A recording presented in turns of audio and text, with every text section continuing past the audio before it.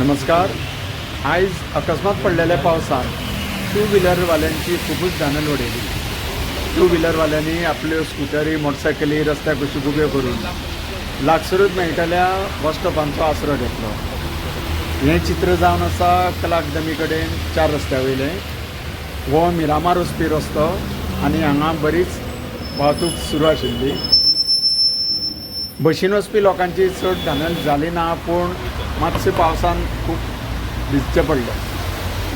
हें पळयात, कांय टू व्हिलरवाले पावसाची पर्वा न करता अशेंच फुडें गेले.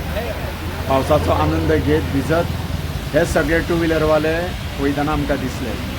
गाडयेकारांची चड धानल जाली ना, कारण गाडयेन मनीस मातसो सेफ उरता. पावसान मातशी थंडाय दिली लोकांक, कारण उश्णतेन लोकांक बरोच त्रास जालो. हें पळयात, मुखार येयले आनी कांपालार पावले.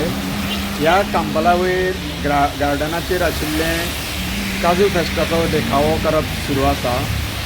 हें प्रिपरेशन सुरू आसतना हो येदो मोठो पडलेलो पावस ह्या प्रिपरेशनाचें खूबच बारा वाजयतलो अशें दिसता.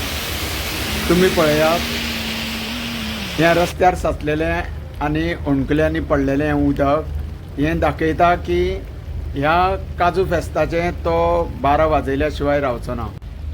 तरी कांय जाग्यांचेर प्लास्टीक धापून हांच्यांनी हें काम बंद केल्लें आसा.